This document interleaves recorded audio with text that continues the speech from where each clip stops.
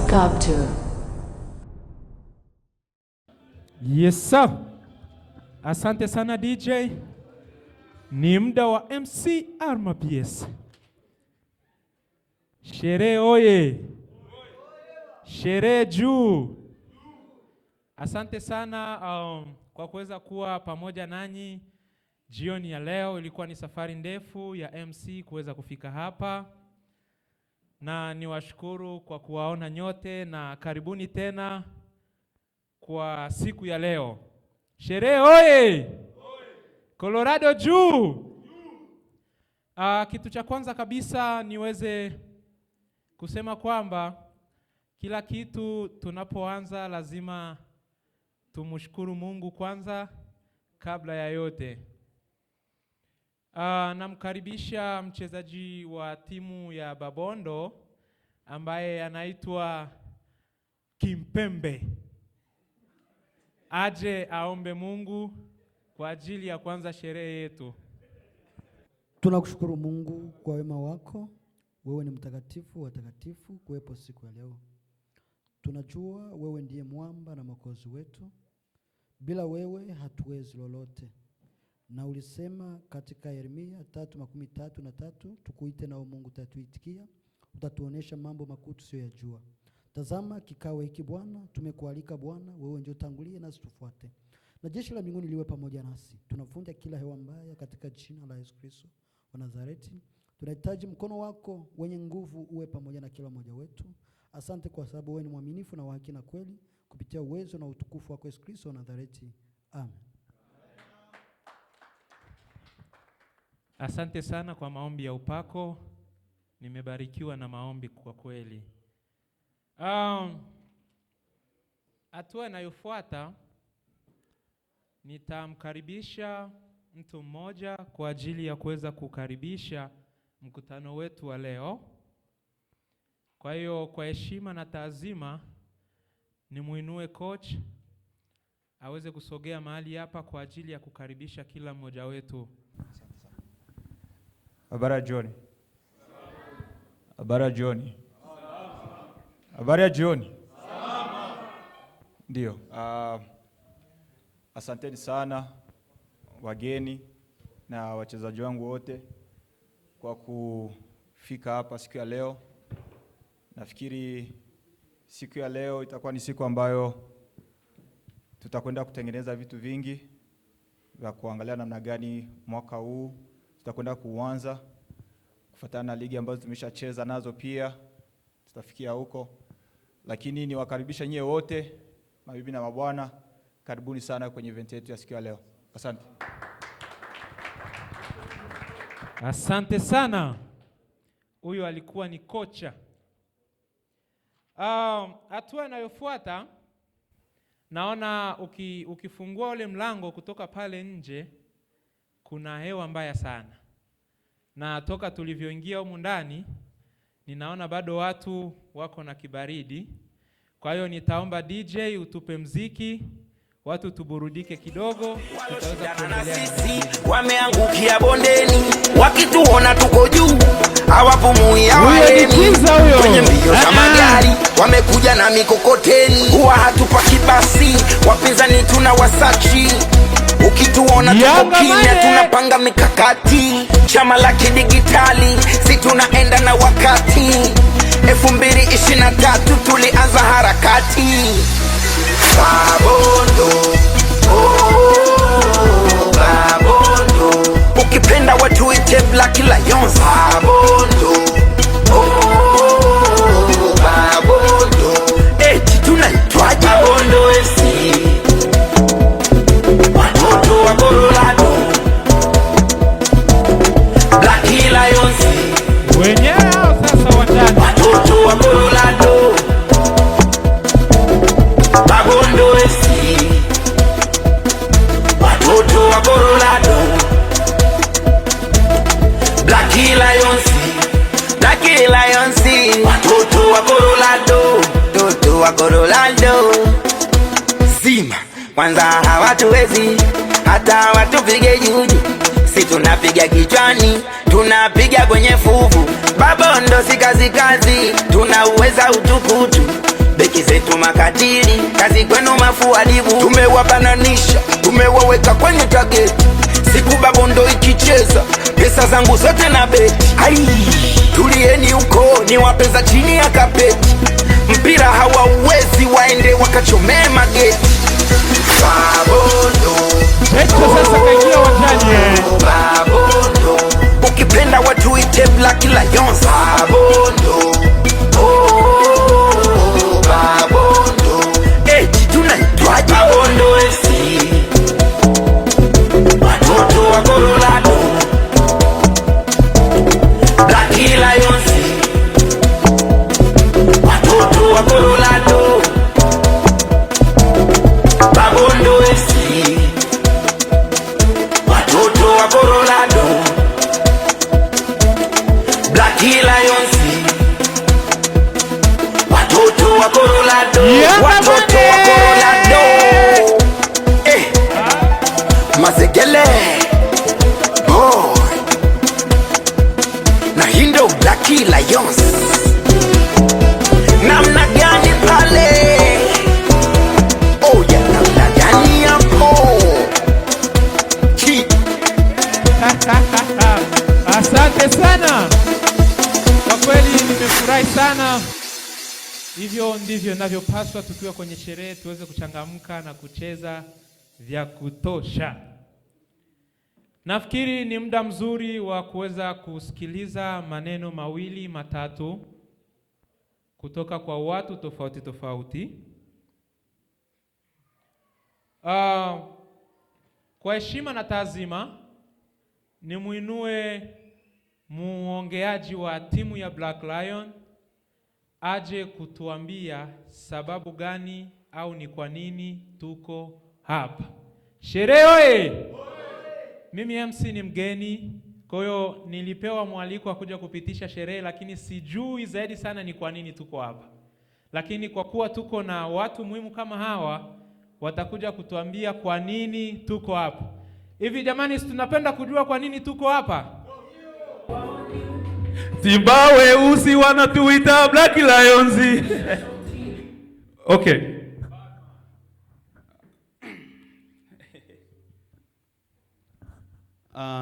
Niseme kwanza nashukuru sana kwa kupata nafasi hii ya kipekee ya kuwa mbele zenu.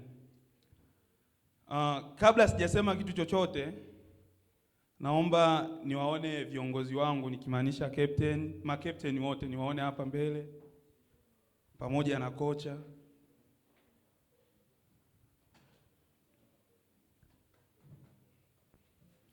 Hebu tuwapigie makofi.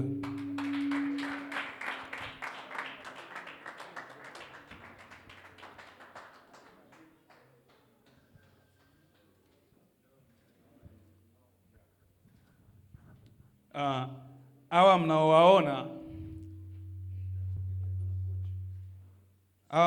hapa, hawa ni viongozi wangu. Sijasema kwamba hawa ndio viongozi wangu wa mwisho. Nina viongozi wengine wa juu zaidi, ila nimewaita hawa kwanza, wengine tutawakaribisha tu muda ukifika. Huyu mnayemuona hapa ni iko sawa hivi? Huyu mnayemuona hapa anaitwa Mzaliwa Ndola aka Chencho Maskills. Ndio huyo hapa. Huyu hapa mnayemuona anaitwa Andre Ali. Andre Ali, huyu hapa ni kocha mkuu wa timu yetu. Hem, tumpigie kwanza makofi.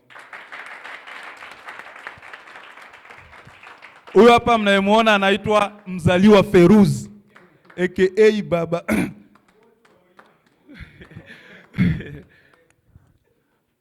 Hawa wawili mnaona ndo makapteni wetu, ambaye kapteni mkuu ni Mzaliwa hapa Ndola, anafuatiwa na kapteni Mzaliwa Feruz.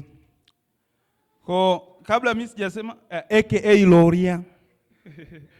Kabla sijasema mambo mengine yote, naomba kwanza tumsikie kwanza kocha, alafu tutawasikia na makapteni, alafu mimi nitakuja kumalizia. Asante sana. Nashukuru sana msemaji wa timu. tunashukuru sana kwa kazi yako kubwa sana ambayo kunazidi kufanya, na kama tumefika hapa ni kwa sababu ya msaada wako mkubwa ambao umetusaidia. Ndio, mimi ndio kocha wa Black Lion, na nilikuwa nataka kusema kwamba timu hii ni timu ambayo tulianza miaka 3 nyuma, na hao niko nao hapa. Baadhi ya kapteni mkubwa ambaye nilianza naye hawako hapa na sisi kwa sasa, lakini mwenye niko naye hapa ni Chencho kama kisi msemaji alisema, na mwingine ni Lorien, tunamjua hivyo. Nitawachia nao nafasi waweze waongee nao kidogo. Asante.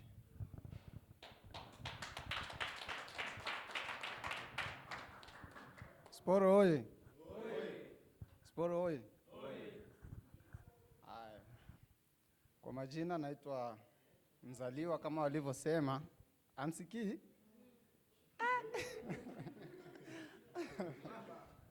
Baba. Yeah. Kwa majina naitwa Mzaliwa kama walivyosema. Yeah. Jina maarufu kama Chencho. Ni kapteni namba 2 wa timu, ijapokuwa brother hapo kasema mimi namba 1 na mimi hapa ni namba 2. Yeah. Kwa hiyo mimi siwezi nikawa na mengi ya kuongea zidi ya kumpatia kapteni wangu wa kwanza.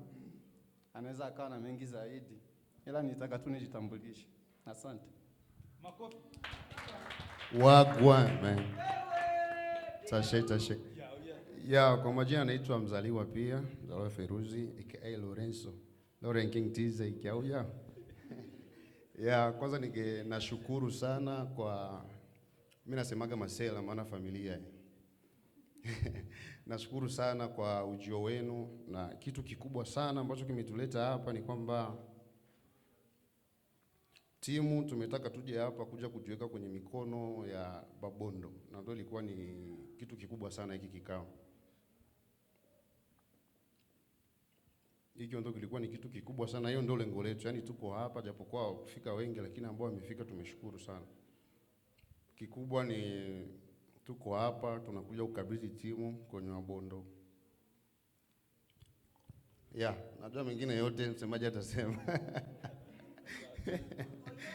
Yao.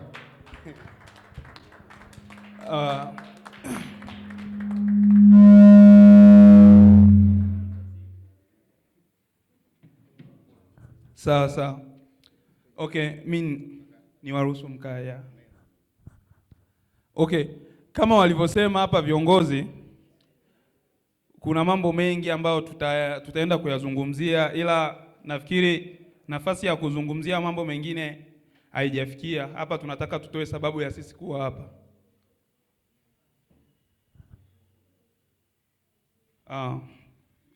Sababu ya sisi kuwa hapa, hii hapa tulitaka tuifanye kama dina fulani hivi ya wachezaji pamoja na mashabiki wetu au na watu wote wanaotuzunguka.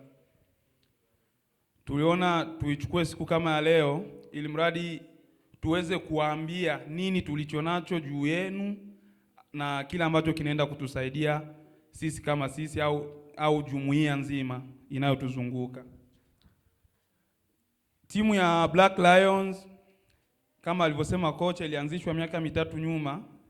Nikikumbuka vizuri ilikuwa ni mwezi wa 9 tarehe kama 12 hivi 2023 ndio tulianzisha timu hii, na tangu tuanze timu hii hatujawahi kukaa na mashabiki kama hivi tukaweza kuongea neno lolote lile au kuwapatia nini maana au sababu ya siku kuanzisha timu.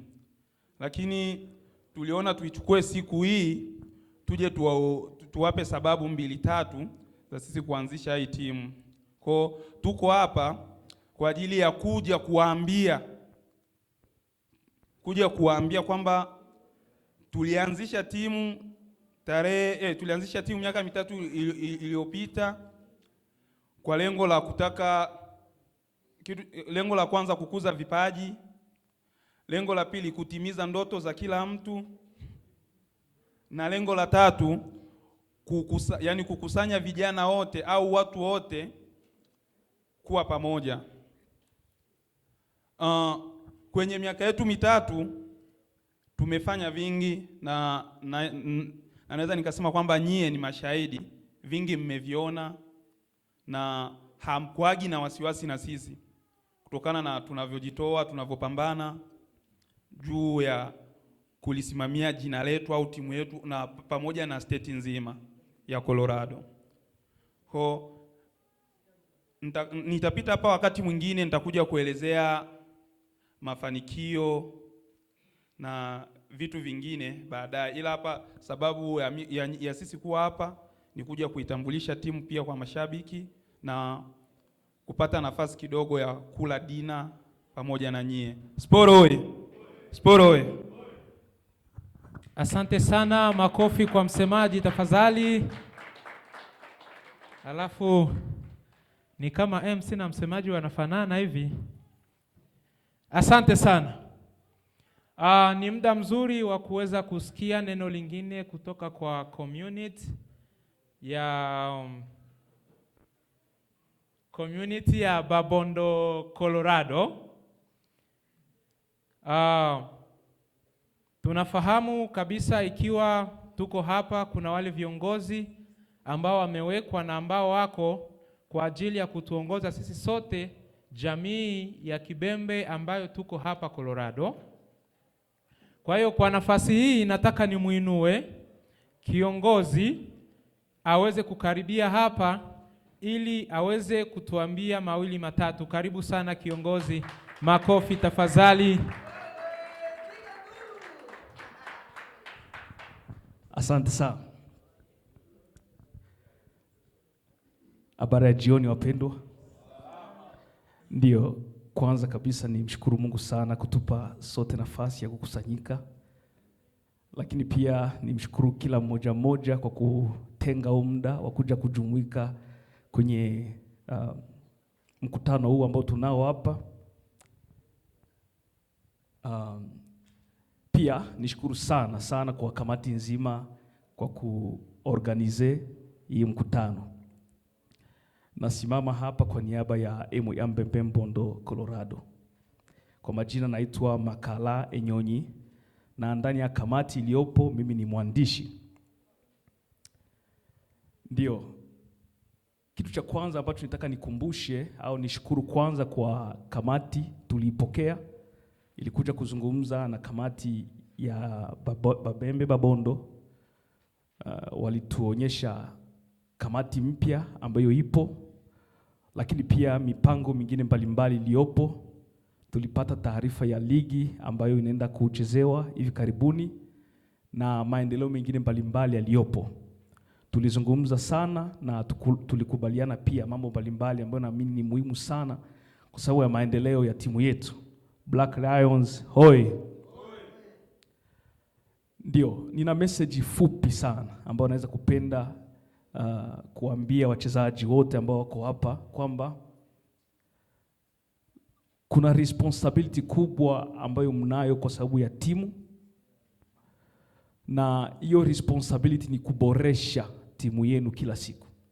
Hakuna mtu ambaye atakuja nje kuja kuwaboreshea timu yenu. Hiyo ni responsibility yenu namba moja. Kwa maneno mengine nataka kusema kwamba responsibility kubwa mlionayo sio kucheza tu, sio kwenda kuonekana uwanjani tu. Responsibility kubwa ni kuboresha timu yenu. Na John Maxwell aliwahi kusema kwamba the best way to improve your team is to improve yourself. Kwamba njia nzuri ya kuboresha timu yako ni kujiboresha wewe mwenyewe kwanza. Ndo responsibility ya kwanza. Na kitu kingine, responsibility nyingine ambayo mnatakiwa kuizingatia ili kuboresha timu yenu ni kuwa tayari kutoa michango mbalimbali. Mkikumbuka sisi wachezaji tuna play party kubwa sana kuwa kama tena wadhamini wa timu yetu. Kwa hiyo unapoanza kupiga za mamba wakati wa kutoa michango, wewe ndio unakuwa adui wa kwanza wa maendeleo ya timu. Na responsibility nyingine ambayo ni ya mwisho muhimu sana mnayotakiwa kuzingatia ni kwamba mnatakiwa kuwa mnasikiliza na kutii plani za uongozi. Namshukuru sana coach, anafanya kazi kubwa sana toka alipoanza. Nafikiri kila mara nikipata nafasi pia ya kuja uwanjani, ili swala huwa nalizungumza sana na huwa nalisisitiza sana kwamba kumheshimu coach ni discipline ya kwanza muhimu ambayo tunayo. Kwa sababu gani? Yeye ndo kiongozi na yeye ndo anajua wapi tunaenda. Yeye ndo anakaa chini na anapanga growth plan yetu, tutaendaje kwenye viwango vingine. Kwa hiyo kumheshimu kocha na kamati yake ni moja kati ya responsibility kubwa sana ya kila mchezaji, na niwapongeze sana kwa sababu wachezaji wetu wanaendelea kuonyesha nidhamu katika haya mambo yote ambayo nimeyasema. Muda wote huu tumekaa, michango ilikuwa inatoka kwenye mifuko yetu, lakini pia kocha anaripoti kwamba hali ya nidhamu ndani ya timu iko sawa sana. Kwa hiyo ni jambo ambalo ningependa nipongeze sana wachezaji wote kwa kuendelea kuheshimu hayo mambo, kwa sababu ni mambo ambayo yatatufikisha kule ambako tunaenda. Basi ningeomba wachezaji wote tujipigie makofi na tujipongeze kwa hilo. Na kwa hayo niseme tu nashukuru sana kupata muda kuwa hapa na angalau kuongea hayo maneno machache kwa sababu ya kupresente community yetu. Asante sana na Mungu azidi kuwabariki sana. Asante sana kiongozi wetu kwa ajili ya maneno mazuri ya kutujenga. Kwa kweli nimependezwa sana na maneno hayo. Kuna mtu wa pili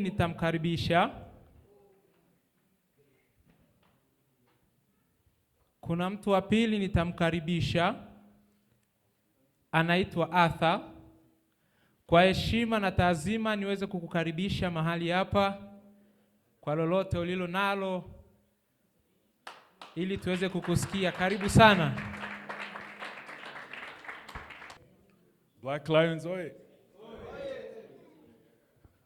Kwa majina naitwa Arthur. Nitajaribu kuongea Kiswahili, but I'll mix in with my English. I know I've met a few of you, and most of you are asking who's this big guy. First, I'm a friend of Coach Andre, and I'm a very big fan of your team. I know most of you have seen me on a few of your games. I've been following you from last year. So,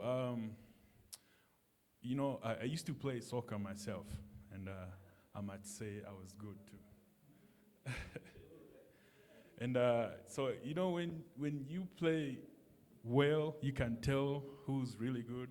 And I promise all of you are so good. So nilikuwa naongea na coach, namwambia, I mean, all these kids are still young. You never know who's watching. Kama mimi mwenyewe nilikuja nikaona hii team nikasema, there's a lot of talent here. You never know who might be watching. So I only have 2 words to tell you as a team. First of all, thanks for coming. This is the beginning. They say every dream starts with just an imagination.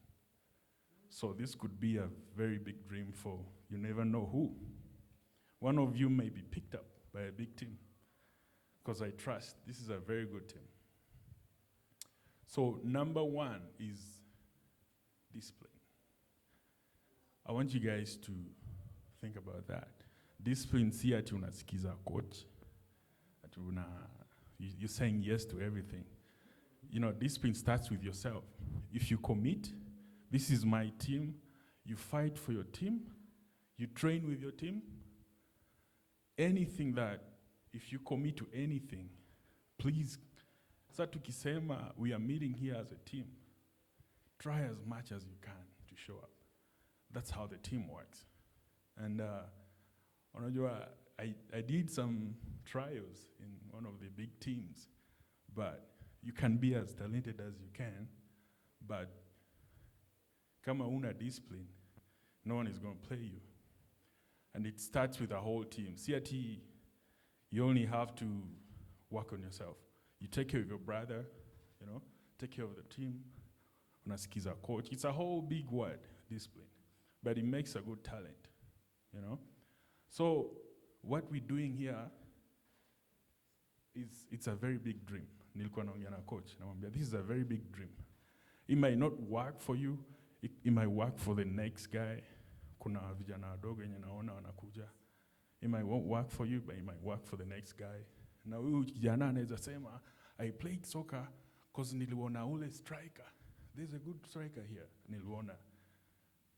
So he made me love soccer. So what I'm saying is, you probably see me around because I love you guys. You guys play really good soccer that I like. And I told coach I'll do whatever it takes to help. And this, yeah, I'm gonna, I know coach will, talk about that more. I just wanted to introduce myself. Wale wengine walikuwa nauliza, jamaa ni nani? Now mnajua, I'm Arthur. By the way, I'm from Uganda, and so is this guy. But niliishi Kenya, so naongea Kiswahili kidogo. But yeah, nice to meet you all. Kiniona pale kuja tu nigotee kidogo. I'm your guy. Thank you. Asante sana kwa maneno mazuri. Nimefurahishwa sana kwa kweli kuona tunazidi kupata watu tofauti kutoka nje na kuweza kutuambia maneno mazuri kama haya. Kwa hiyo ni kuonesha namna gani tunaendelea. Sport oye! Sport oye! Black Lion juu! Thank you. Ni muda mzuri wa kuweza kuendelea na tunakuja na ni muda wa kuweza kukaribisha au ni muda wa kutambulisha kamati ambayo ni ya timu ambayo tutakuwa nayo hapa na kuendelea. Sport oye! Msishangae kidogo Kiswahili kidogo kinapotea.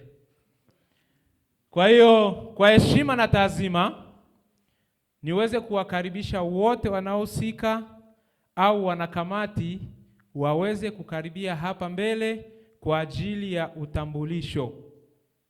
Popote mlipo ni wasihi muweze kusimama. Niko nasema sana na mimi ndo msemaji. Kwa hiyo nitasema tu. Nimeona kwanza mimi nichukue mic kabla ya viongozi wengine hawajaongea, kwa sababu sio nizamu wenyewe waanze kujitambulisha bila kukaribishwa, na ambaye anastahili kufanya hivyo ni mimi. Ndio maana nimechukua mic ili niwakaribishe.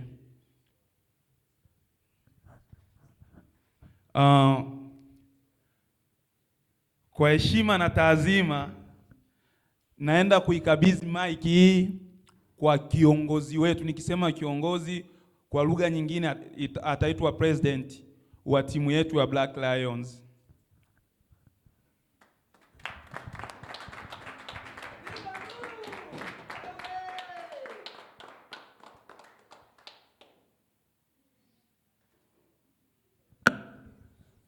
Sport oye! Black Lion oye! Babondo FC oye! Ya, kwa majina mimi naitwa Omari Mwene watu. AKA ilibakiaga nyumbani, kipindi ndo bado tunakuwa. Nilikuwa naitwa Chief Kubantu. Ya.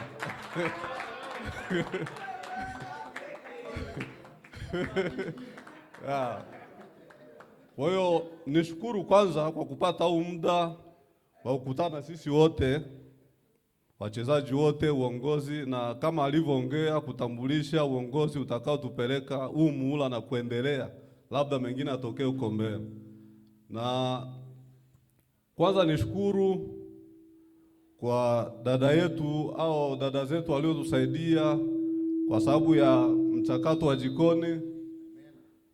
Na kingine, mimi kama alivyoongea ndo niliteuliwa kuwa mwenyekiti wa hii timu. Na nishukuru kwa sababu huu mchakato uliofanyika mimi nilikuwa sipo, lakini mliona umuhimu wangu, na ukiona mtu kwenye swala lake anakushirikisha, kwanza anakujua wewe ni nani na una umuhimu gani kwake, kwa sababu mtu hawezi akakualika uwe nafasi yake wakati hajui thamani yako kwake. Hilo kwanza nalishukuru kwa wachezaji wote pamoja na uongozi uliokuwepo. Na nitake kuongea tu, nitaongea machache kuhusu wachezaji. Najua mimi unaweza ukawa una mawazo mazuri au unaweza ukawa unajua kunizidi. Na mtu akiwa kiongozi sio kusema kwamba yeye anajua sana, hapana. Sisi wote ni binadamu. Wewe unaweza ukawa unajua, unaweza ukanishauri na mimi naweza nikakushauri. Kwa hiyo nitaomba ushirikiano, sote tushirikiane, tuwe kitu kimoja ili tufike huko tunakotaka kwenda. Na nina uhakika huu mwaka au huu msimu hatuwezi tukatoka kama tunavyotokaga. Kwa hiyo nataka tukianza kitu na twende kukimaliza na tupate ushindi. Asante sana. Sport oye! Oye! Sport oye! Oye! Alafu la pili, hii timu iko kwenye mikono ya uongozi wa vijana, na mimi ndo mwenyekiti makamu wa vijana. Kwa hiyo nina uhakika tuko pamoja, tutashirikiana kwa lolote lile ili tupate kufanikisha kile utakachokihitaji. Na ndo kingine ni waombe wachezaji, nidhamu inahitajika. Mpira hauhitaji kiburi. Unaweza ukawa na kiburi, ujue utapotea mapema sana. Uchukue alichokifanya Ronaldinho, alikuwa mchezaji mkubwa sana, lakini kwa sababu ya kiburi akukawia. Ona sasa wenzake akina Messi, Cristiano Ronaldo mpaka sasa hivi bado wanaburuza. Kwa sababu ya nini? Walijua kile wanachotaka ukifanya au wanachokifanya na thamani. Kwa sababu mpira na kiburi huwa haviendani. Na ili nikupe kwako kocha, mtu atakaenda tofauti wewe usimuone kwa sababu huyu ndo key player au huyu ndo anajua sana, hapana. Wewe simamia mchakato wako ule unaosimamia, kama ni nje muweke nje, nidhamu ifanye kazi na tutatafuta mtu wa nidhamu wa kusimamia hilo swala. Sport oye! Asante sana oye! Ni sio mwongeaji sana, nirudishe mic kwa usi. Samahani kidogo kiongozi. Kipindi unajitambulisha, nimepigiwa simu hapa ya dharura. Kuna mtu anatusikiliza online. Amesema kwamba majina hajayasikia vizuri. Lakini hapa pia kuna watu wamenikonyeza, wanasema kwamba ule utambulisho wa majina urudiliwe kidogo. Sport oye! Oye! Mimi kwanza ni Mbembe. Asante.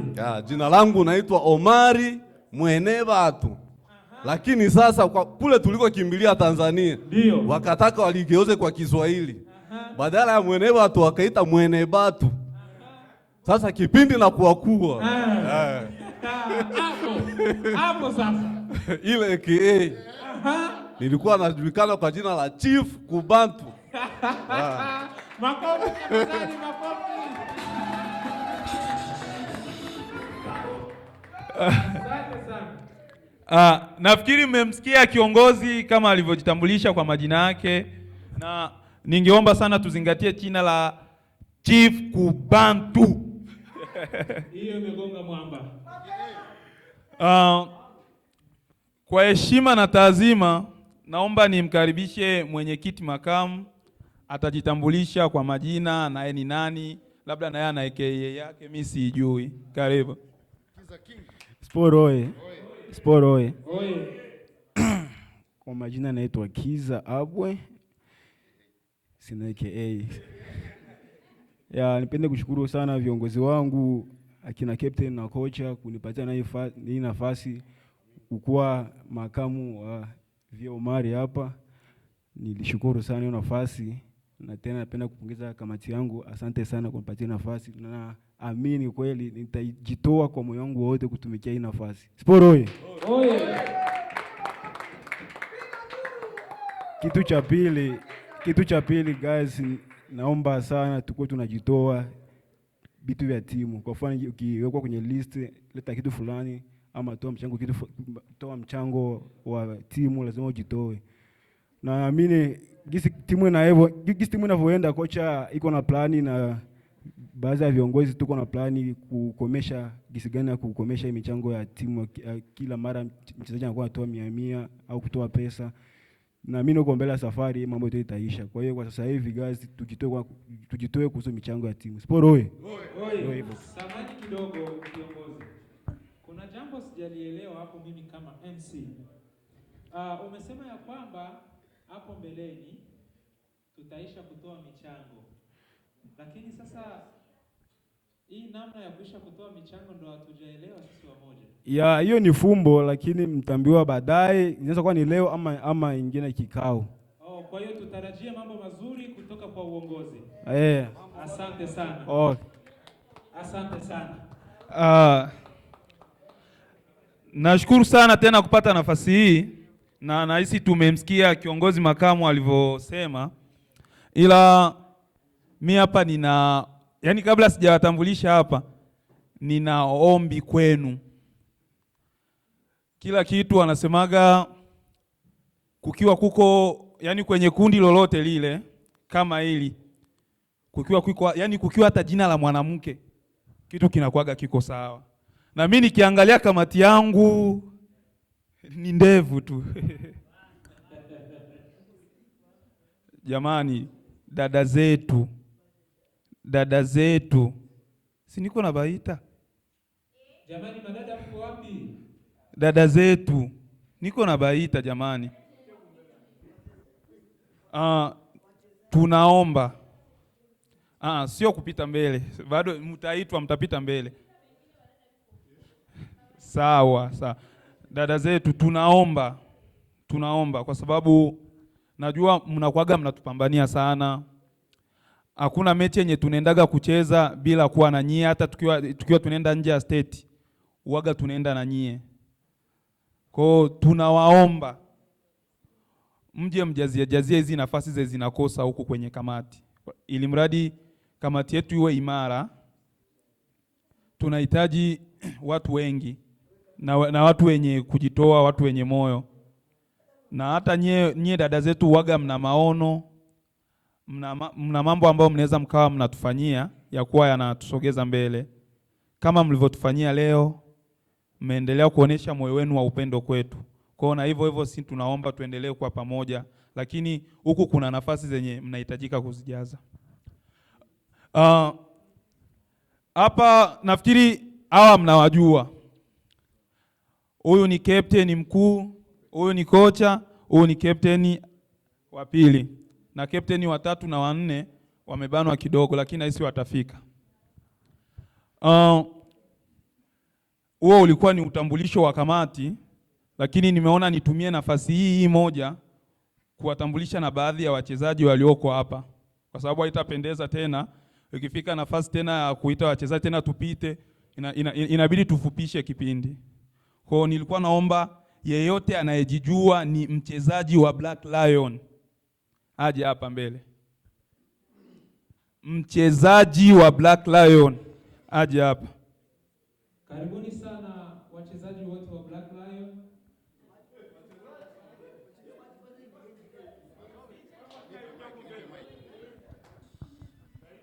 Wachezaji mnaitwa?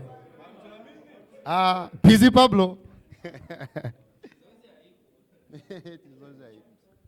Chidi boy. Njoo mwanangu nitajika huko.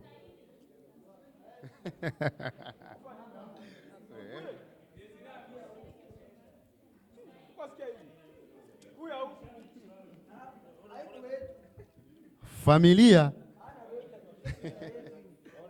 Baba Juma. Mwanangu umependeza sana mwanangu. Umeua kaka. Utawaambia nini ambao wanakuona sasa hivi? Ongea basi. Saidi nakuhitaji.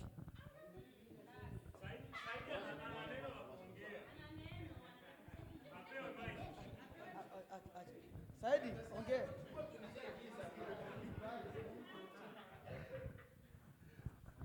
Jamani. Sporoi. Sisi hapa ndio timu, na kama ndio timu asiokuwa hapa sio kwetu. Kila kitu sema ukweli.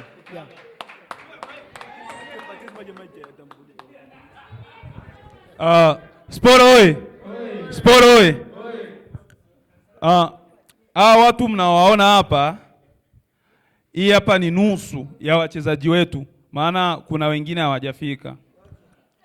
Timu yetu inatambulika kwa jina la Babondo FC Colorado au Black Lion. Mkisikia jina la Babondo FC ni jina la community yetu kama Wabembe, lakini hatumaanishi kwamba kwenye timu yetu ni Wabembe tu ndo wanaruhusiwa kucheza. Yeyote mwenye kipaji au mwenye moyo wa kuja kujiunga na sisi tunamkaribisha. Huyu hapa mnayemuona kwa majina anaitwa Emmanuel. Anaitwa Emmanuel.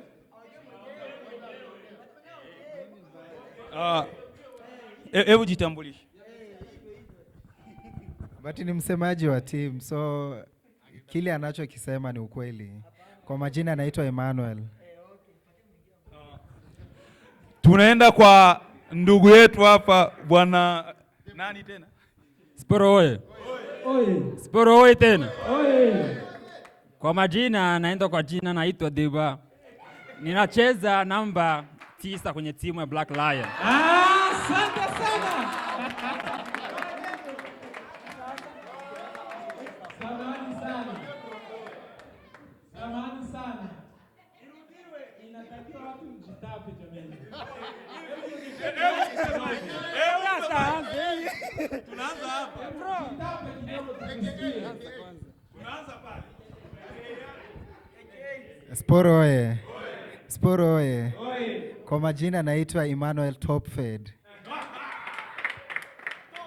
Kwa nacheza defense. Ukikuja vibaya na kukata.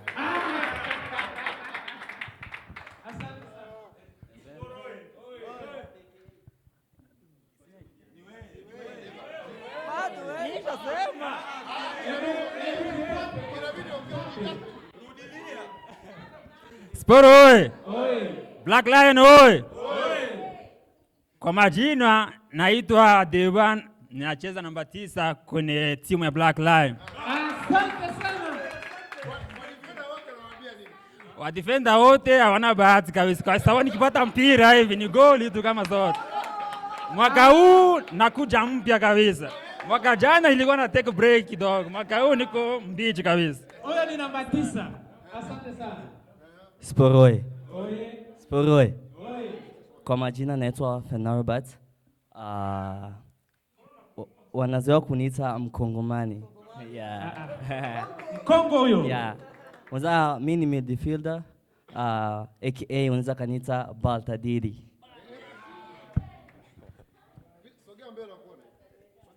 Ya Sporoe. Sporoe. Ya na mimi kwa majina wananiita Code 18. Ya naitwa Code.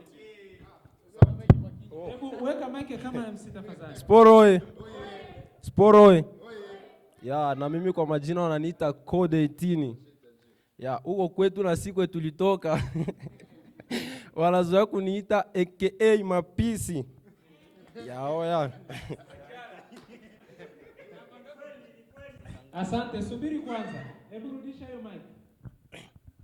Umesema wamezoea kukuita nani?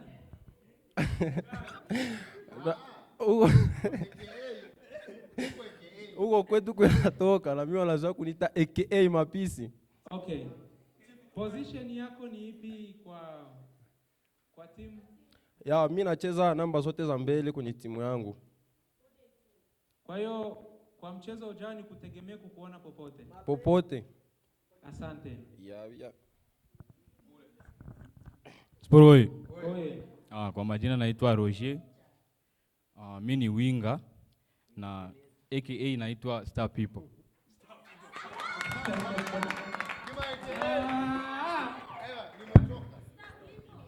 Sporoe.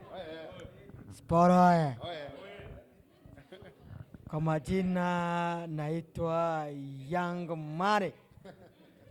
Sijasikia vizuri. Kwa majina naitwa Kashindi de Baba. AKA naitwa Young Man Big Boss. Utaita Baba Juma, Baba Faido ni sawa. Mimi ni goalkeeper namba 1. Ya, lakini niko na mwenzangu hayuko hapa. Ya, anaitwa Chaka. Hayuko hapa.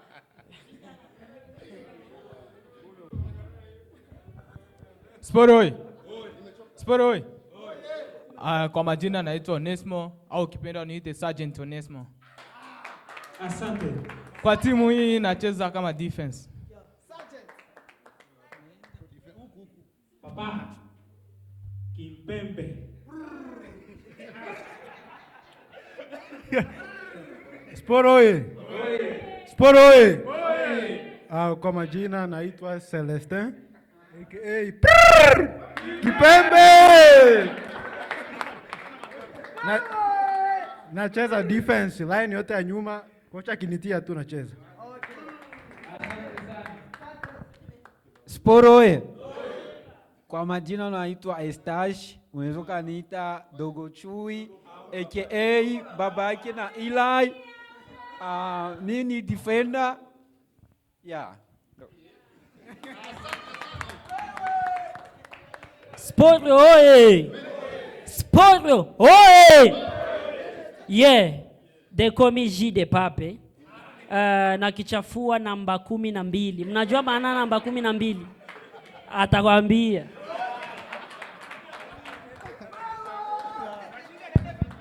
Sport oye! Yeah.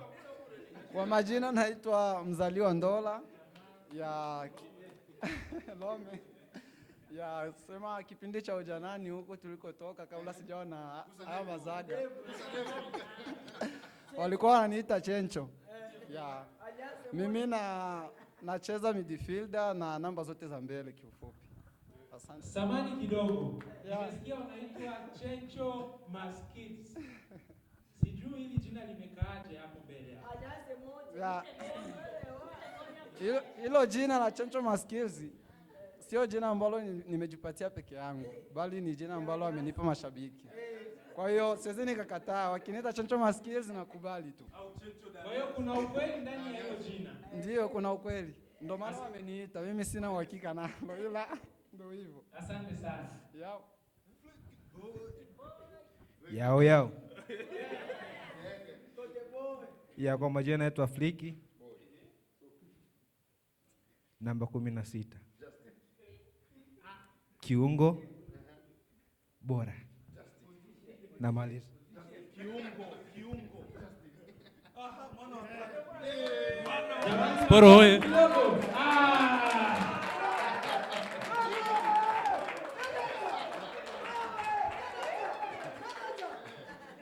Manager. Mwingine. Sporo hoye. Sporo hoye. Kwa majina anaitwa Rashidi. Wengine wananijua kama Mbeumo na wengine wananijua kama jina manager.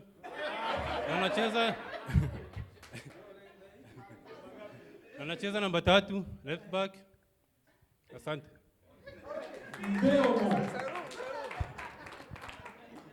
Spogoi. Kwa majina anaitwa Salumu au Mbembe, na katika timu ya Black Lion nacheza kama emergency player.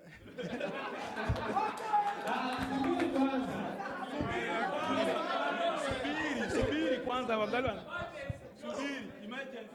MC yuko hapa. Kidogo nimepata wasiwasi kusikia kuna kumbe toka nikaanza kuangalia mambo ya mpira sijawahi kusikia kuna emergency player. So nahitaji kujua tuambie imekaaje hii. Na ni kwa nini uwe emergency player? Kunapokuwa shida kati yetu na katika timu yetu, mimi ndo huwa nahitajika pale. Kwa hiyo uko pale kwa kukaba. Ndio. Asante. Ifunge. Sporo oye. Sporo oye. Asante sana kwa kutukaribisha sisi wote hapa. Kwa majina naita PZ Pablo aka known as Pablo Zabaleta. Mimi ni mchezaji wa Babondo FC. Nacheza mbele na naweza cheza, niko polyvalent. So asante sana. Asante sana.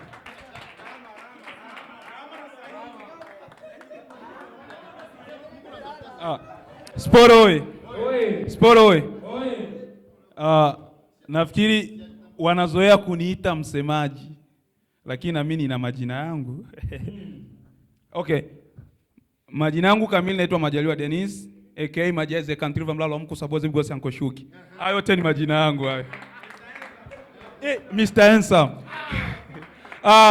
Kwenye timu yetu, yani mnaposema neno ukuta, yani kwenye timu ukitaja ukuta unanitaja mimi. Kwenye defense yangu nachezaga mimi na bwana mkubwa captain, na ndio maana kila napokuaga na posti picha yetu ya pamoja na kuaga naandika the great war. Kwa hiyo sisi tunakuaga ni ukuta. Kwa hapa ni baadhi ya wachezaji waliohudhuria na wengine hawakupata nafasi, na emergency za hapa Marekani tunazielewa, kwa wamebanwa. Okay, nashukuru sana uwepo wenu na asante kwa kuja. Alijitambulisha mwanzo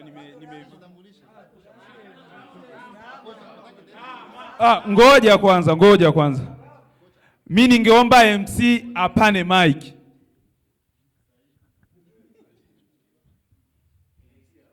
MC apane mic. Mbache.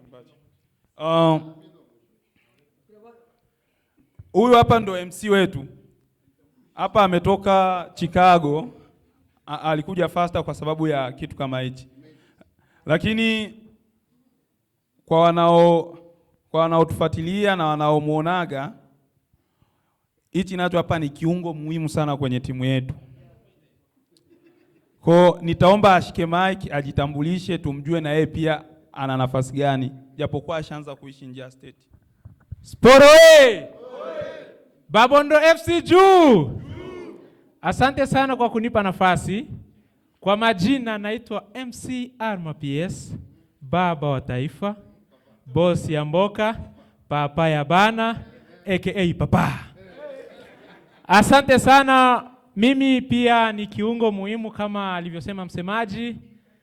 Mimi kabisa ndo waga ninazuia shuti zote zinazopigwa golini.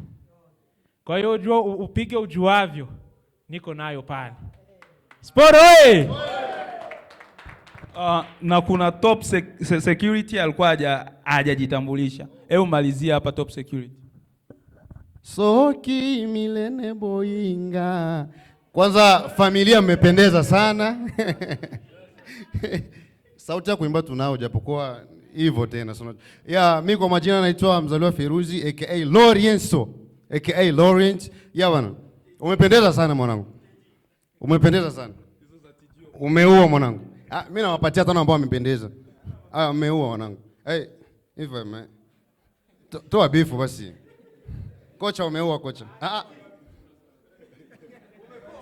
Baba Juma. Baba Juma. Mzee, mmependeza sana mwanangu. Mmependeza sana, inabidi mpewe mkono. Mapisi. Mapisi. Nipe mkono baba, tuna bifu. Kama kisa alivyosema mwanangu hapa, familia tunacheza na yani shindo vibambazi pale. Najua ambao wanatuonaga sio mpaka tuseme sana. Matukio yenyewe tunafanyaga ni uwanjani. Tunachezaga na jamaa hapa ndo kibambazi. Kwa majina tena narudilia, naitwa Laurent. Asante sana. Mimi nashukuru kwa kuwa baadhi ya wachezaji tumejitambulisha, kwa niseme asante sana kwa kuja kwenu na kutambua hiki tunachokifanya. Na pia nimeshukuru kwa kuwa mmejitambulisha, watu wanawajua. Kwa asante tu, inabidi tuendelee na vipindi vingine.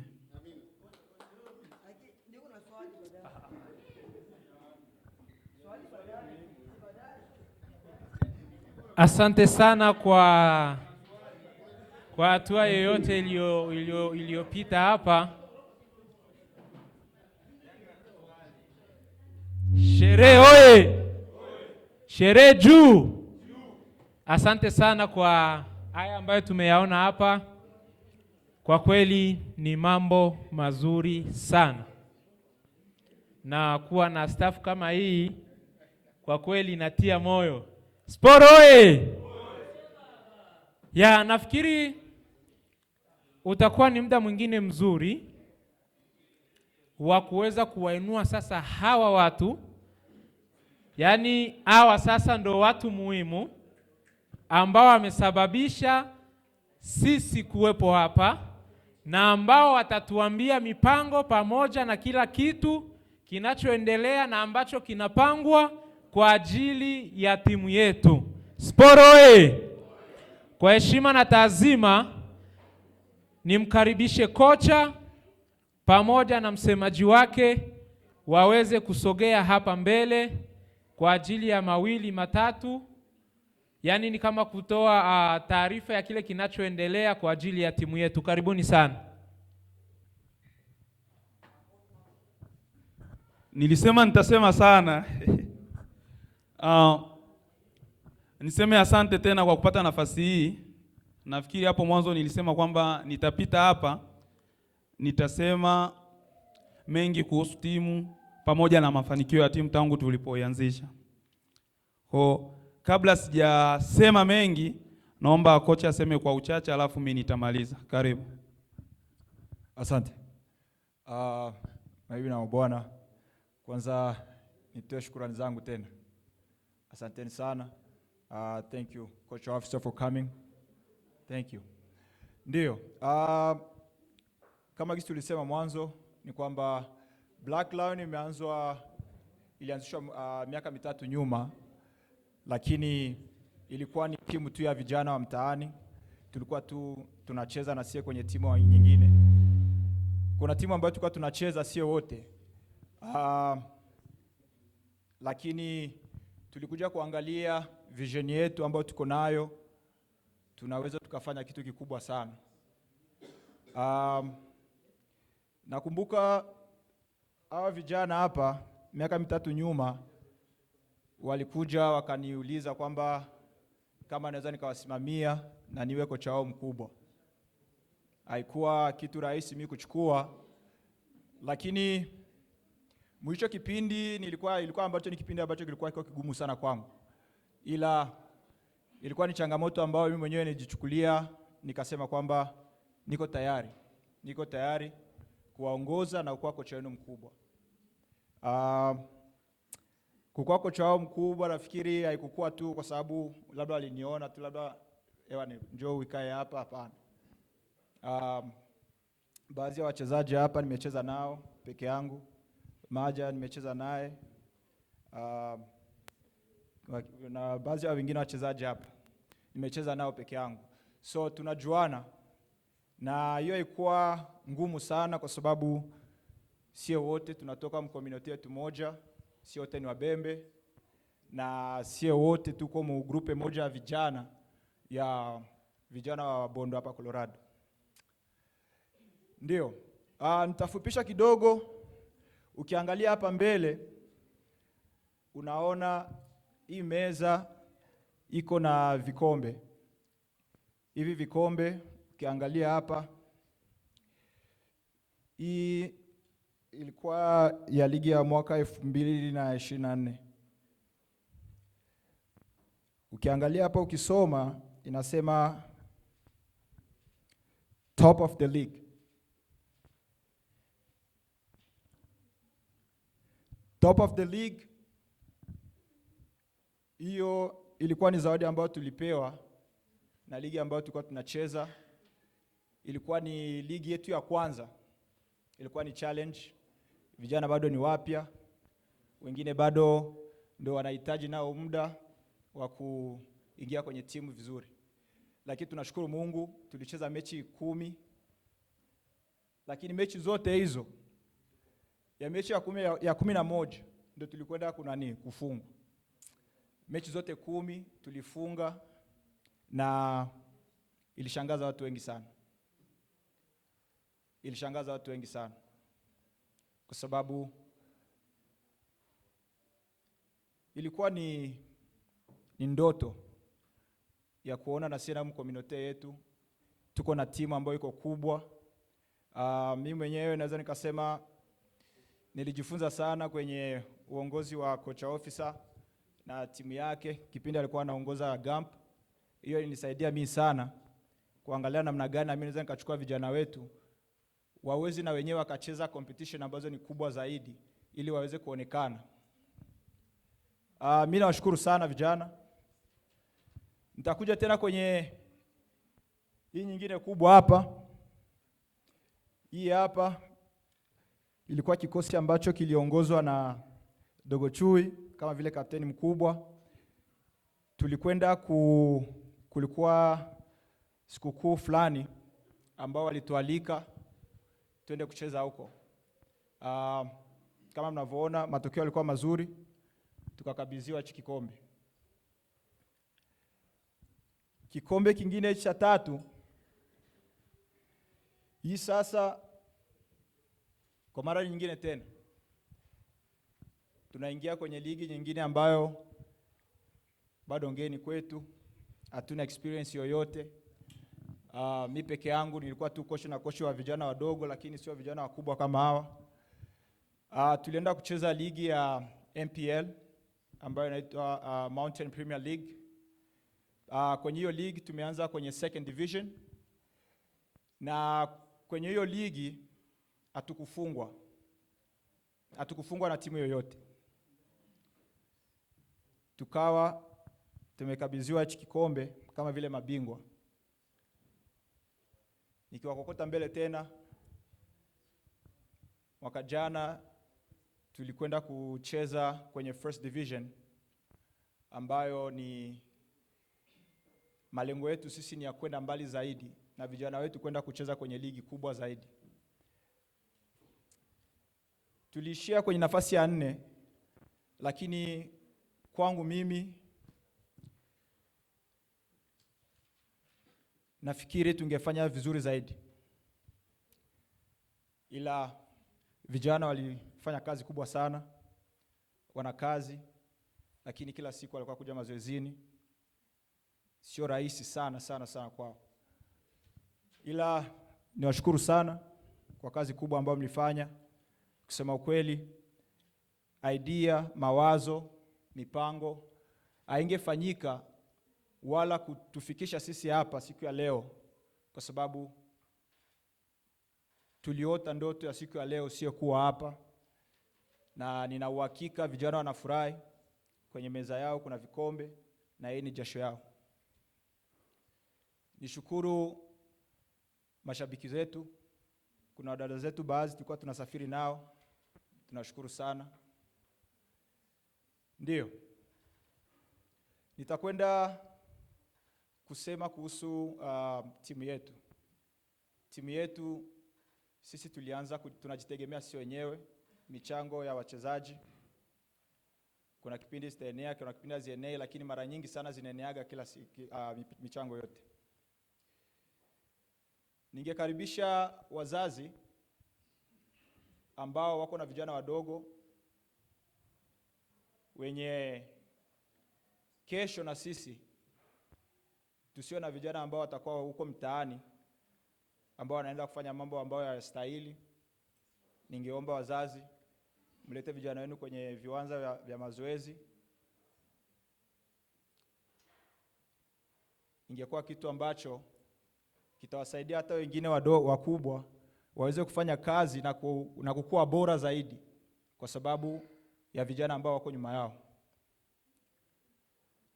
Nawashukuru sana na nitoe shukrani zangu kwa viongozi wote wa Bembe hapa Colorado kwa kutunga mkono. Na nilikuwa nataka niseme kwamba kiongozi, sisi ni vijana wenu. Malengo yetu ni makubwa sana. Tunataka tufike mbali, tunataka tuchukue makombe.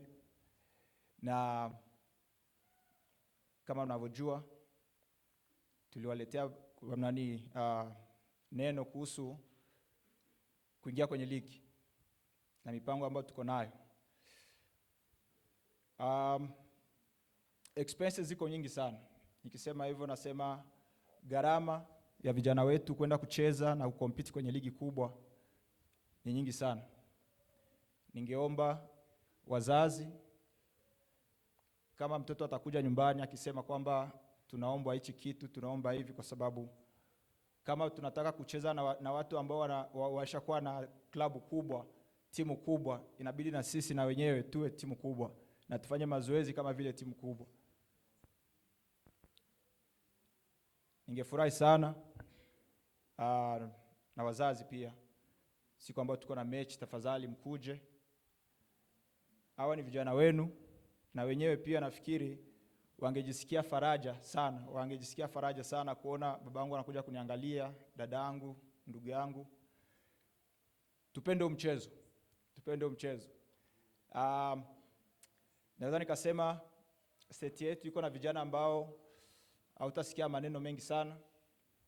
Ni kitu ambacho tunashukuru, na ni kitu ambacho na mimi kinazidi kunipa nguvu sana kutumika usiku na mchana kuangalia gisa vijana wataendelea kucheza ligi na kuonekana zaidi. Niwashukuru tena sana kila mtu yote ambaye alifika hapa usiku wa leo, na nashukuru. Asante sana.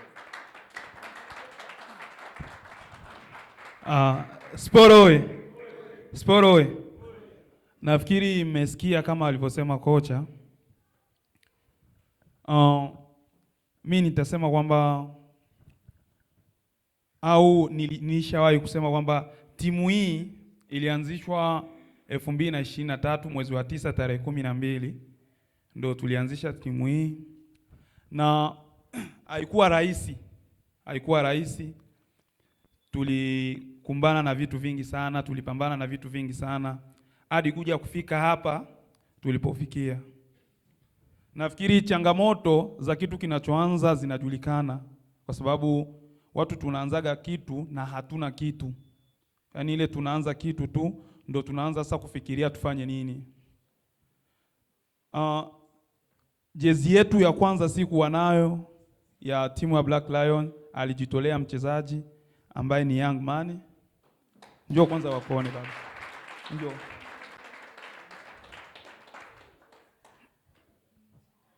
Jezi yetu ya kwanza ambayo inakuwaga ya rangi ya njano na kaptula za blue nyeusi alitununuliaga bwana Young Man, na nashukuru mechi yetu ya kwanza kucheza na hiyo jezi tulifungaga goli nyingi sana. Nafikiri hiyo siku hadi mimi nilifungaga goli ya kichwa. Ilikuwa ni furaha yenye mimi nilikuwa nayo juu ya jezi aliyotuletea bwana mkubwa. Kwenye tulitoka ni mbali, na kila siku waga naongelea sana mchango wake kwetu. Ni mtu ambaye alijitoa kwa moyo. Sio kwamba kwa sababu yuko na hela nyingi sana. Hapana. Alijitoa kwa sababu anapenda hiki tunachokifanya. Kwa watu kama hawa ni watu ambao tunawahitaji sana kwenye maisha, tukiachana masuala ya mpira, kwenye kila kitu. Tuwe ni watu wenye kujitoa. Asante sana.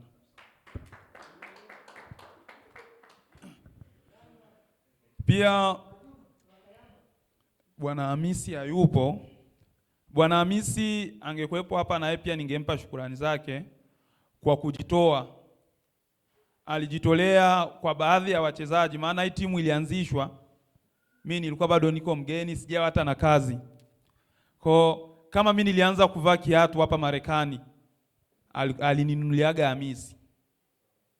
Na sio mimi tu, kwa wachezaji wengi ambao ni wageni, Hamisi alijitolea, Hamisi alipambana na sisi. Pia na yeye tungempongeza angekuepo hapa, ila ningeomba tumpigia makofi hata kama hayupo.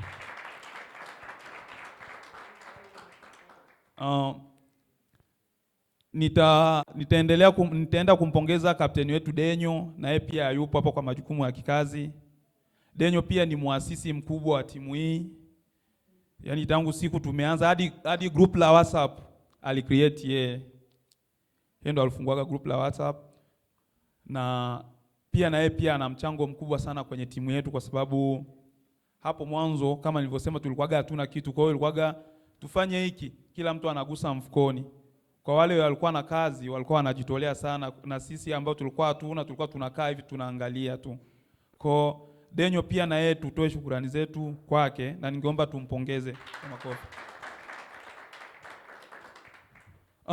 Safari yetu haikuwa rahisi. Tulipanda milima, tukashuka mabonde hadi kuja kufika hapa. Kwenye timu yetu kama tulivyoanzisha 2023 tukafanikiwa 2024 tukaja kushiriki ligi ya kwanza. Ligi yetu ya kwanza kama alivyoonyesha kocha, hii hapa ndo kombe yetu ya kwanza sikuwa nayo kama Black Lion. Hebu tujipongeze. Maana haikuwa rahisi kwenda kuanza kushiriki ligi na watu ambao ni wazoefu wa hizi ligi, afu sisi tukaja kutoka watu wa kwanza kwenye ligi. Kwa hiki ni kitu cha kujipongeza sana, na tulijitoa na tumejituma sana. Kwa niseme hii hapa ni moja ya mafanikio ambayo tumeipata kwenye timu yetu. Pia tusisahau kwenye timu yetu tulitokaga na top score. Nikisema top score, mfungaji bora, Bwana Rene simama.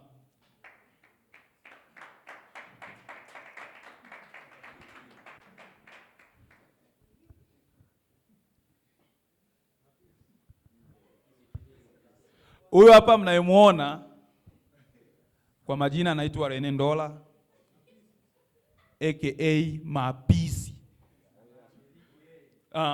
Huyu hapa ni kijana ambaye uwaga ni tegemezi sana kwenye timu yetu. Sisemi kwa sababu wengine sio tegemezi, ila kila mtu uwaga na nafasi yake ambayo uwaga tunasema huyu akikosa tutacheza, lakini unakuwa hamna ile nguvu sana kwa sababu tumepungukiwa baadhi ya viungo. Huyu hapa ni namba 9 wetu, namba 11 wetu, namba 7 wetu kwenye timu yetu ya Black Lions, na haikuwa rahisi. Ligi yetu ya kwanza tunashiriki, yeye akatoka top score. Kwa tumpongeze sana bwana mkubwa hapa. Asante. Ya kama alivyosema kocha, ilikuwa sherehe kina nani? Okay. Hii hapa ni zawadi ambayo tulipewa na watu kutoka Liberia. Ilikuwa siku ya uhuru wao, walikuwa wanasherehekea uhuru wao. Kwa wakatualika sisi kama timu ya Black Lions twende kucheza nao, na Mungu alisaidia, tulipambana tukapata zawadi nyingine hii hapa.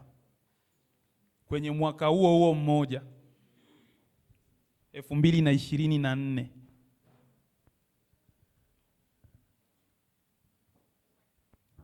tukaja tukapata plani ambayo tulipataga ya kucheza ligi kuu ya hapa Colorado, inajulikana kama Mountain Premier League, MPL. Na hiyo ligi tulikuwa ni wageni na timu ya watu weusi ni ya kwetu tu. Tulipambana sana kwa sababu tunaenda afadhali hizi ligi zetu zingine tunacheza na watu ambao tuna rangi moja na kuna baadhi ya watu tunaelewana lugha, lakini tulienda kucheza na watu ambao wanaongea ni Kiingereza na Kispanish.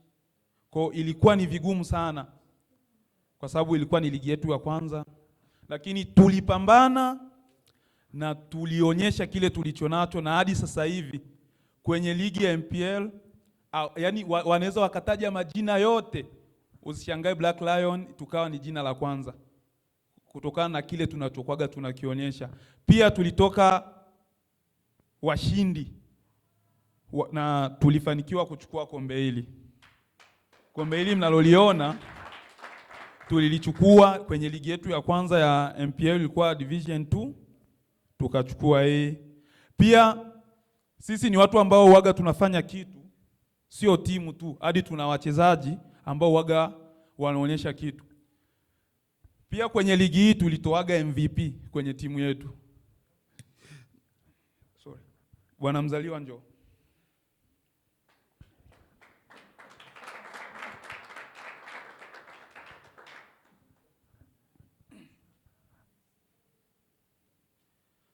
Kwenye ligi hii ambayo tulicheza MPL Division 2 tulitoaga MVP ambaye ni Bwana Chencho, na nafikiri tulivyopambana, tulivyocheza nyinyi wenyewe mliona na alivyojituma.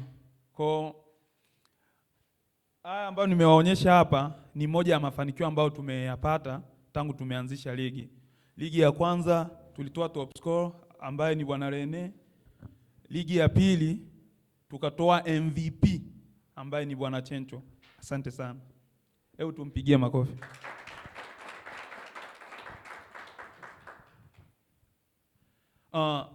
Nifike kusema kwamba tunashukuru kwa uwepo wenu, kwa sababu tunafanyaga vitu vingi sana. Kwa nguvu zetu sisi hatuwezi.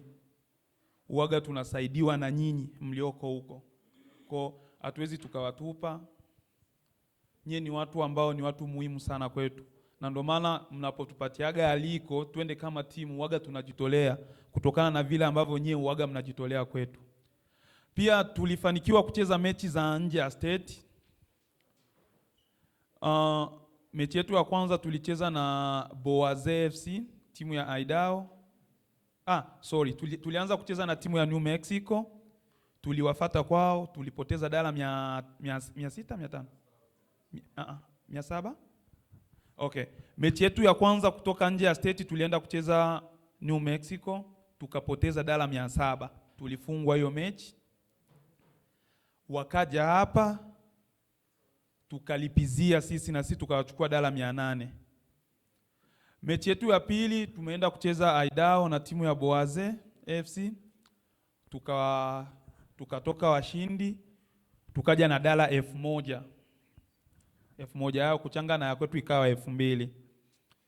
Tukatoka hapa tukaenda kucheza na timu ya Utah ambao ni Maindombe FC, na wenyewe pia tukawafunga. Tukachukua dala ya 1000 yao kuchanga na kwetu ikawa 2000. Tukaenda kucheza mechi Kansas na timu ya Leopard. Tukafungwa, wakabaki na 1000 yetu. Baada ya hapo ikaja timu ya Aidao tena, Boaze FC walikuja hapa. Ilikuwa ni game kubwa sana ambayo tulichezea dala 2500 na Mungu alisaidia, tulifunga. Nafikiri siku hiyo tuliimba sana, tulifurahi sana. Kwa hayo ni moja ya mafanikio ambayo tumeenda kuyapata kwenye timu yetu. Kitu kingine niseme kwamba lengo letu sisi Black Lions au Babondo FC sio kuishia hapa tu kucheza ligi za UPL au Mountain Premier League. Sisi tuna malengo makubwa sana. Malengo yetu ni kuomba itokee hata siku moja tuone mchezaji wetu mmoja, kama sio mimi ni Chencho ni nani ameenda kucheza kwenye timu moja kubwa au hata basi kwenye timu ya taifa. Hayo ndio malengo yetu. Malengo tutayatimizaje? Kutimiza malengo ni kama alivyosema Bwana Arthur, ni kuwa na discipline. Kwa sababu ukiwa na discipline wa kile kenye uko nakifanya, kitakufanya uwe unachukulia kitu serious. Kuanzia sasa hivi na kuendelea, hatutegemei sana kuwa wachezaji wa kawaida. Tunategemea kuwa wachezaji ambao tutakuja kuwa tegemezi. Kama sio hii generation yetu, ni generation nyingine inakuja. Kwa sababu Black Lions inaweza ikawa ilianzishwa na mimi, lakini mimi nikifa sio kwamba nimeiua ile timu. Inatakiwa wale nilowaacha na wenyewe waje waendeleze pale tulipoishia. Kwa malengo yetu ni kuisogeza timu mbele, na tunapambana sana na tunalipambania hilo, na kuna baadhi ya vitu tunaenda tunaviplani.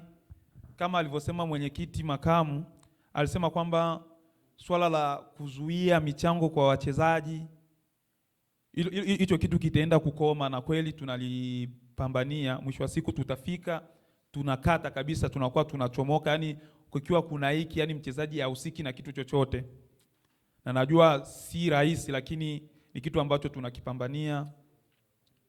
Pia malengo yetu mengine ni kuifanya timu ijulikane. Tusijulikane tu kama, yani tusijulikane Colorado au tujulikane na timu za community zetu. Hapana, tunataka tujulikane iwe timu ya kimataifa. Pia tuna mpango wa kuisajili timu kwa ngazi ya state iwe ni timu ambayo inajulikana. Yaani popote pale unapopita ukiwa uko na logo ya Black Lions, kila mtu anakuwa anajua no, hii timu inajulikana state. Kama vile tunavyoisikiaga Rapid, tunasikia ma Sweet Park, manini na nini huko, na sisi ndo lengo letu, na nafikiri tupo kwenye hatua za mwisho kabisa za kukamilisha hicho kitu.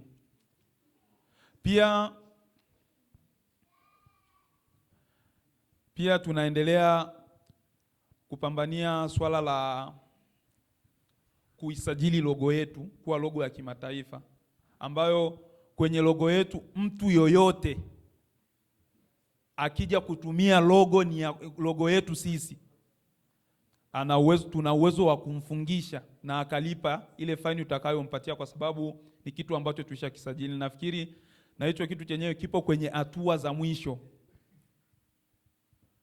Kwa hiyo mkija kuangalia malengo yetu sisi, malengo yetu ni makubwa sana. Kwa malengo yetu yanahitaji kujitolea, yanahitaji moyo, sio rahisi, lakini hatua kubwa tulishapiga, tunaenda tunakamilisha. Maana sasa hivi timu, hapo mwanzo tulikuwa tuna account bank, lakini sasa hivi tunayo. Japokuwa tujaanza kuweka hela, lakini sasa hivi timu ina account. Kwa usiangae kila kitu kikawa kinafanywa ni miamala tu, kitu kinahusika na Black Lion kinatumwa tu moja kwa moja. So lazima tena tuwe tunakaa sisi, tunapitisha bakuli, tunaenda tunaomba mchango. Hapana, kila kitu kinakuwa kinafanywa nini? Ni online. Kwa hiyo ukija kuangalia hayo yote, tunaenda tunarekebisha baadhi ya vitu. Pia tunaendelea kutengeneza brandi ya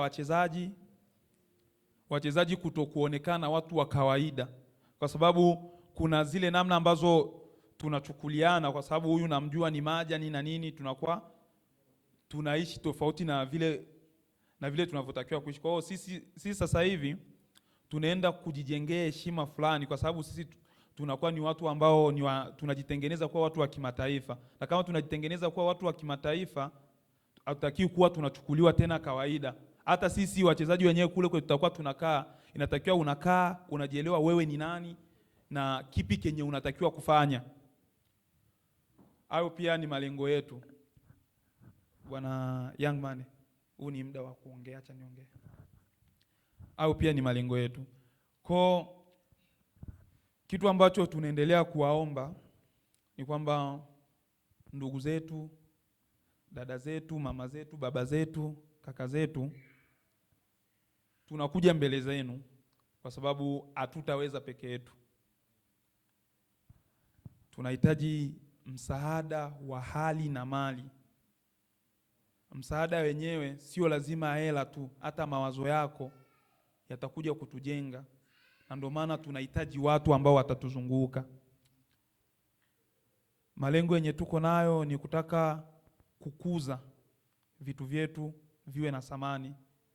Na kama nilivyosema, timu yetu ni Babondo FC Colorado, lakini haiwezi ikawa sababu ya kumfanya mtu wa Uganda, wa Sudani, wa wapi asicheze kwenye timu yetu, au pia kumkuza kama ana kipaji.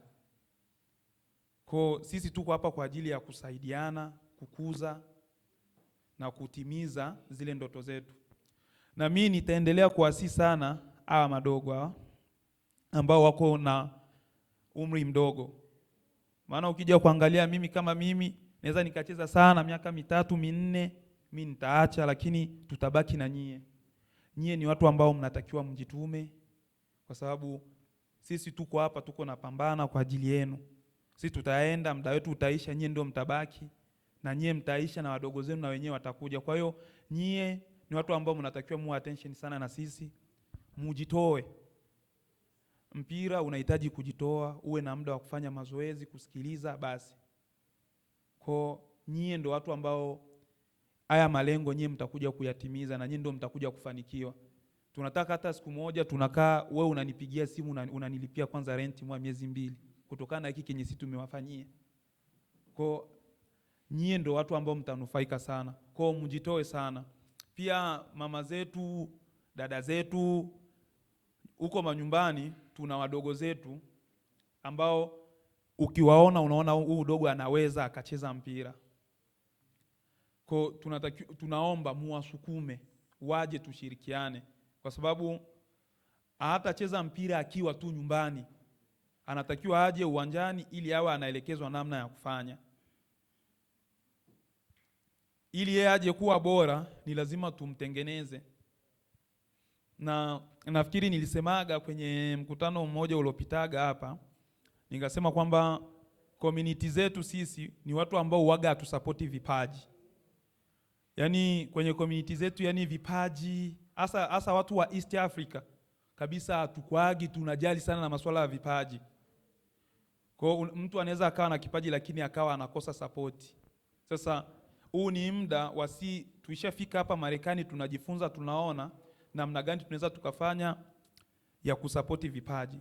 Kwa tujitume sana kusapoti vipaji, kwa sababu kwenye vipaji sasa hivi ndio kuna hela.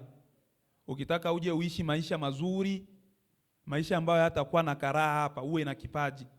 Na hicho kipaji ukifanyie kazi, ujitume, ujitolee juu ya hicho kitu, utakuja kufanikiwa sana hapa Marekani.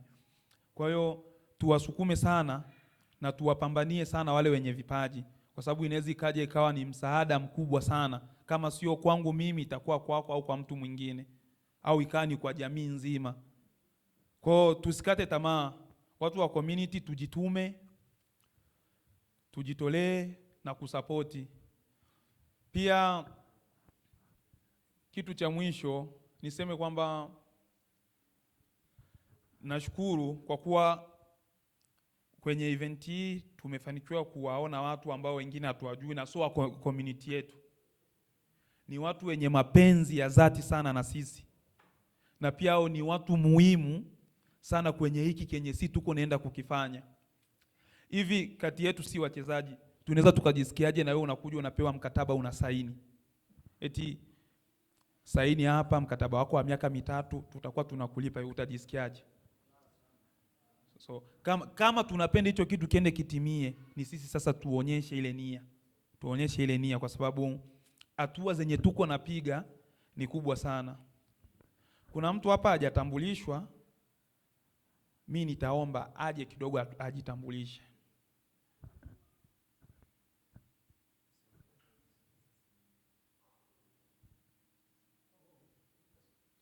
Emmanuel, njoo na mic. Njoo na mic.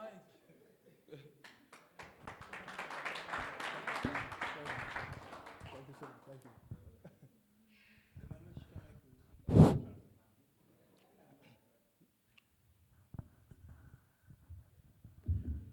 Are we good? Yeah. Oh, okay, good. Test the mic. That's good. Okay, good evening here. My name is... Okay. First of all, let me say hi to my big man right there. That's my recent, I can say, the big coach in town. So I want everybody to acknowledge that this man, before I start talking, I gotta give him a little script so everyone sitting here would understand with me, would know the reason why I'm here. Andre is a superstar. He's a superman. He is extraordinary. He is very spectacular. I just want to make sure, everybody understand that my name is Coach Officer.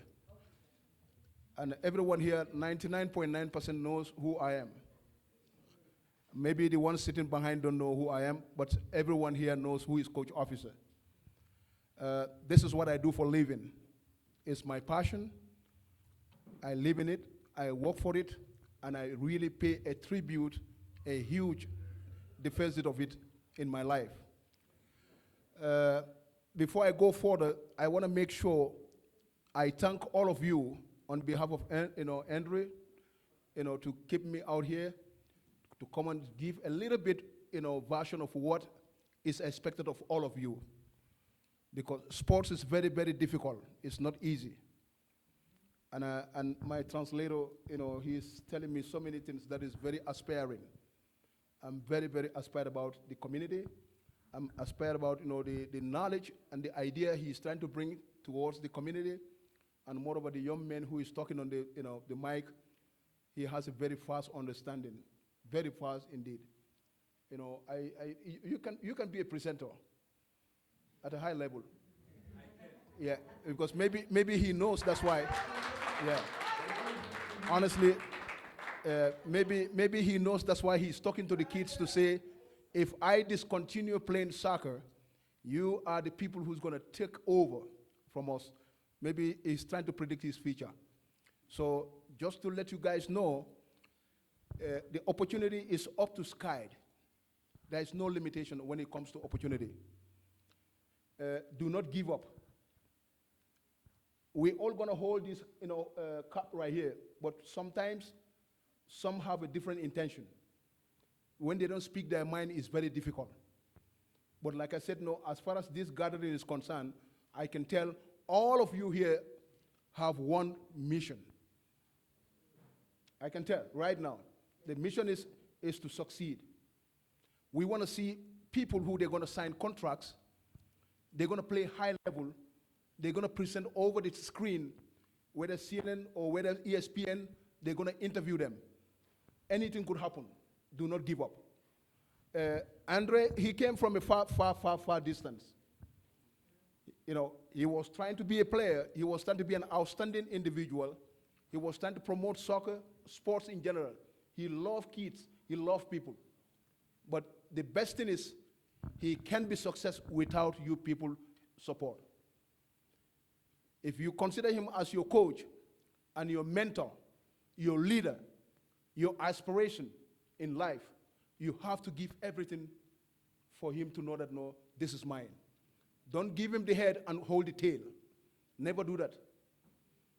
And I hope you guys understand my script, what I'm trying to say. You don't give the head and hold the tail, because that means he has nothing. But if you want to give it to him, give him the full package as a coach. Give him respect, be disciplined, and be somebody who will bow down for him because of his responsibility. So, like I said, I don't want to talk much, but I'm so glad, I'm so happy to be here to talk to the Black Lion people.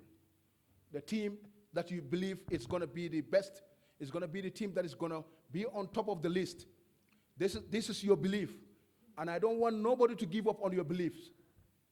If you believe in this man, believe everything that you're trying to do as far as that perimeter is concerned. That's the soccer pitch. If you choose your captain and say, this is my captain, make sure you respect your captain. Give him every audacity, every power to make sure that, no, my captain has a voice. Because if you are a captain and you don't have voice, it's better you give your band out. Hand over your band. You don't need it. So, and I wanted to, you guys are very young. You guys are very young, and this is America. Remember, this is America. When you are young, you are vulnerable to anything. Sometimes the coach will be talking to you, you say, coach, don't boss me now. You can just boss him like that. Because guess what? You don't understand what is all about the game. The game is discipline. That's called capital D. So, and I will urge everyone here to make sure you are responsible and you do the best that you can to support your coach and the community. Because this is the most important thing. Your president is here. He gave a very fantastic speech. I was so glad, I said, I don't know how this, what they are speaking, I don't understand, but, I wish I can speak, Swahili. Honestly speaking. And from today, I'm going to start speaking Swahili. I don't know whether I'm going to have a mentor or somebody's going to teach me, I'm going to start speaking Swahili, honestly. But, I am very happy today be here. This man, and I will tell you guys, he talked about GAM United. That is the package that is on the way, because we want to give him another responsibility to head, GAM United Soccer Club. So I want you guys to understand that, and I want to consent everyone here. If you guys need him, we need him more than you guys. So just to remember that word. If you guys need him, we 3 times need him more than all of you here, or the Black Lions. So, like I said, Andre is a gentleman. I believe in his philosophy. I believe in his coaching tactics. I believe in his techniques. This is all about coaching. I've been coaching for almost 13 years. I know what it's all about. We will open every opportunity as far as, the organization is concerned. So just to cut a long story short, I thank you all, and God bless, the Black Lion, God bless the community, and God bless America.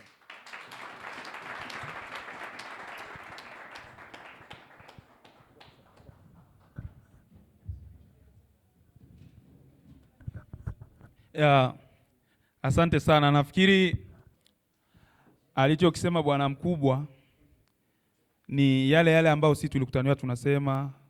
Kitu cha kwanza heshima na kuelewa nini maana ya kile tunachotaka kukifanya. Mimi niseme kwa haya yote ambayo nimesema, tuendelee kuwa pamoja na tuungane, tushikamane ili kulifikisha ili gwaride letu pale panapostahili. Asante.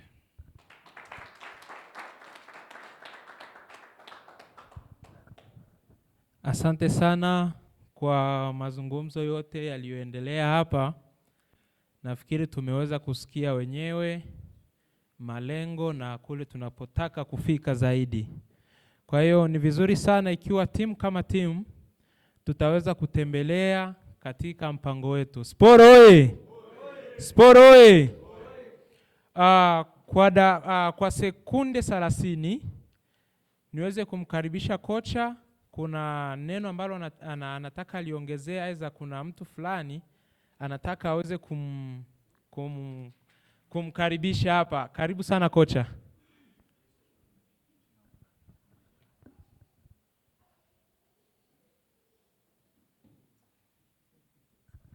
Ndio. Asante sana. Ndio, nilikuwa nataka tu nitoe shukrani zangu kwa sister yetu ambaye nafikiri huko nyuma. Yeye ndo mwenye alitusaidia kuarrange vitu vyote hapa, na ningependa nitoe shukrani zangu kabla ya kila kitu akijamalizika wala tujaanza kwenda kula, alisikie hilo, na hiyo ni kwa niaba ya wachezaji wangu nao pia wote wanasema asante. Asante. Asante sana. Tunamshukuru sana kwa kweli kwa kuweza kuwa pamoja nasi. Sport oye! Sport oye! Muda wa pilau Asante sana. Nafikiri kwa muda huu tulianza na maombi. Itakuwa ni vizuri pia tuweze kumaliza na nini? Na maombi, kisha tutaendelea na mambo mengine yote, kula na kadhalika. Sport oye! Kutokana na muda wetu, maoni tutayatoa kwenye kundi. Asante. Kwa hiyo niweze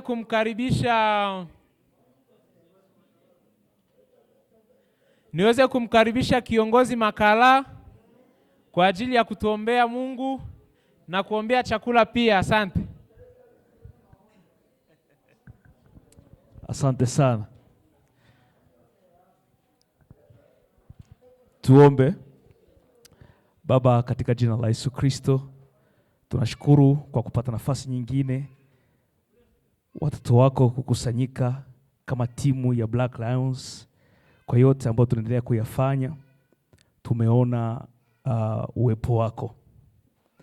Tunaweka uongozi ambao umesimamishwa katika mikono yako.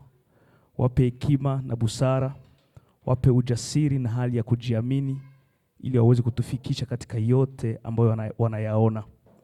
Tunaomba kwa wachezaji, uwape nidhamu, uwape pia moyo wa kujitolea na kufanya yote ambayo wataombwa kufanya na uongozi ili tuweze kufikia mafanikio ambayo tunapenda kuyafikia.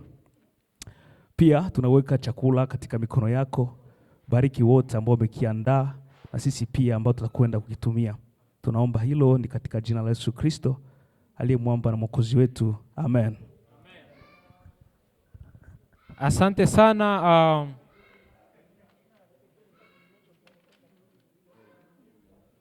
Kwa hiyo tunakaribisha kila mmoja.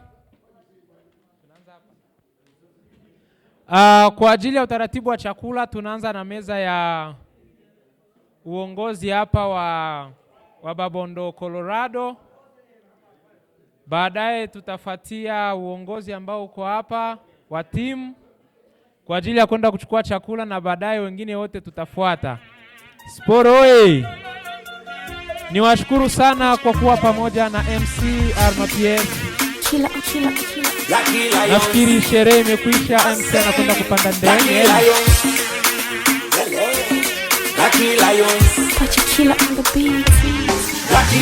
Pindi tunaanza simulizani tunabahatisha, tunalipiga kandanda wote tunawakalisha. Iwe nje ya uwanja au 90 dakika, mtamaliza waganga ila sisi ndo mabingwa. Halo halo, njoo kwetu kumenoga, kikosi chetu imara kinawatia uoga. Mpira kipaji, hatuna muda kuroga, wapinzani wamechacha, wapinzani wamedora. Hadi sisi ndo chama la wajanja, chama la masera, watoto wadogo hamutuwezi, tunawavisha madera. Na wapinzani msipobadilika tutazidi kuwakera, mashabiki zetu kama wamekunywa maji ya bendera. Navoipenda Lucky Lions, sitoiacha forever. Navoikubali Lucky Lions, sitoiacha forever. Refa na nukia damu, akituzingua refa na nukia damu. Oya refa na nukia damu, akituzingua refa na nukia damu. Ndo Black Lions kiboko ya vimbele mbele mbele mbele, na upiga mpila nyie pigeni makelele makelele. Waweka mtu kati ni hata sare hampati, na mwaka huu mtakoma, tumesajili watu wa kazi. Ndo makamanda wa vita tunawapigisha kwata, wakituona wanajifiti wanatafuta kichaka. Kanzuda alitobo aibu kwenye uwanja, uko ulipo unapotea.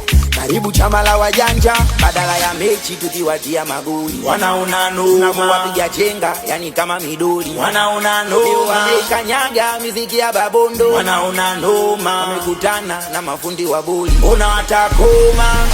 Navoipenda Lucky Lions, sitoiacha forever. Navoikubali Lucky Lions, sitoiacha forever. Refa na nukia damu, akituzingua refa na nukia damu. Oya refa na nukia damu, akituzingua refa na nukia damu.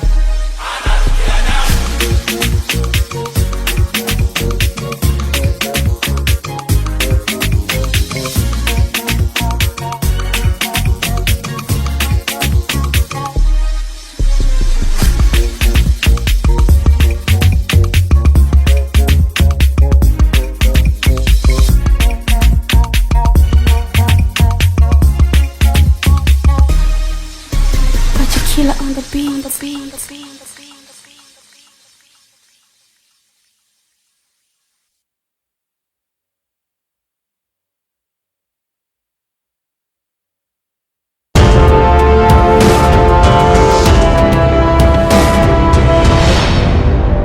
Multi-Capture.